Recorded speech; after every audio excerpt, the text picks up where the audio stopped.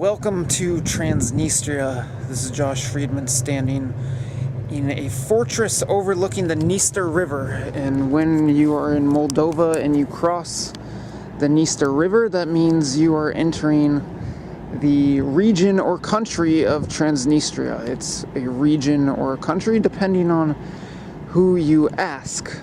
Transnistria has its own currency, the Transnistrian ruble. It's got its own parliament, it's got its own president, but it is not recognized as a country by any of the UN member states. Russia has troops stationed here.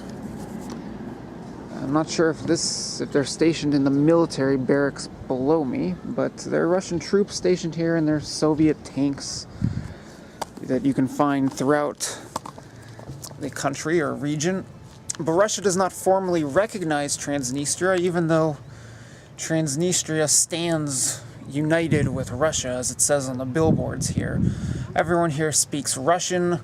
The majority of the population identifies as Russian. They're all, or I mean not all, but the majority of the population are Slavs, many of whom really are Russians. There were Russians moved here during the Soviet times, and when the Soviet Union collapsed, there was talk of Moldova reuniting with Romania, and the people living in Transnistria wanted no part of that. And there was a war in the early 90s, and Transnistria declared independence, and it has been a post-Soviet conflict, or a post-Soviet frozen conflict ever since. It doesn't look like it's going to get resolved anytime soon, the frozen conflict, that is. But life goes on here, and life can be normal, at least to many who live here. You can see the football or soccer stadium off in a distance. The team, I believe, is called the Sheriffs, and that's because just about everything in this little country is owned by the sheriff. His name is Victor Gushon, and he is the lone oligarch of Transnistria. The grocery stores are called Sheriff. You can find Sheriff on just about anything. I believe he was a former law enforcement officer. That's why his company is called Sheriff. Anyway, they own seemingly everything in Transnistria. I'll give you a look at some of the photos. But as I was saying, life can be fairly normal here. People go out to clubs at night. They have a good time. They party on the riverboat. They go to the beach. As you can see right here, there are several beaches that line the Dniester River here in Transnistria.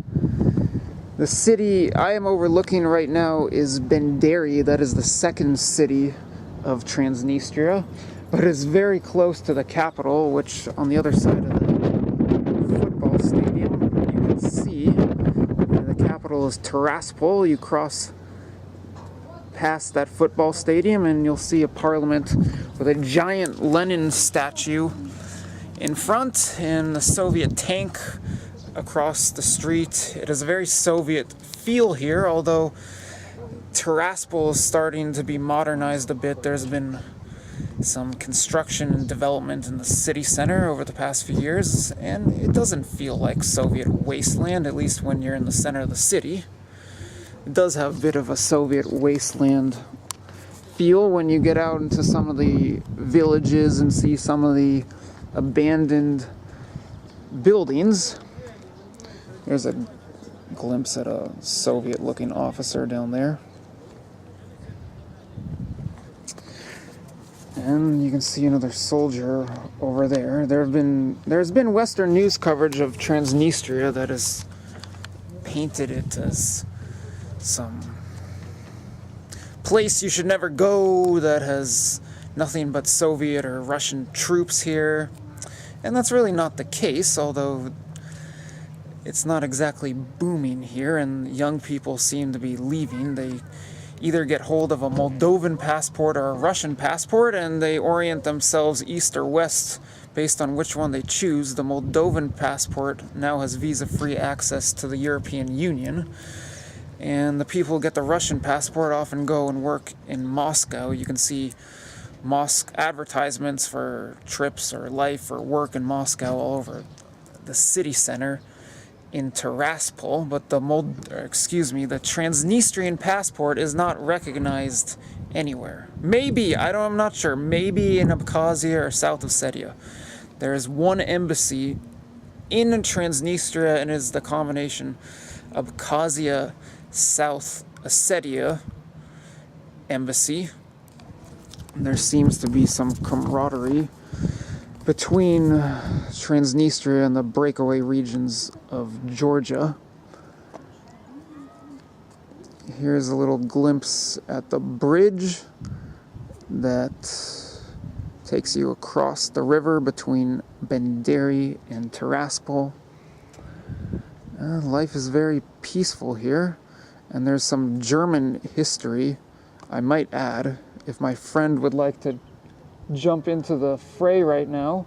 Andre, any interest in going on camera? No, we're not going to talk about German history, so I'll call it a wrap. До свидания из Приднестровья.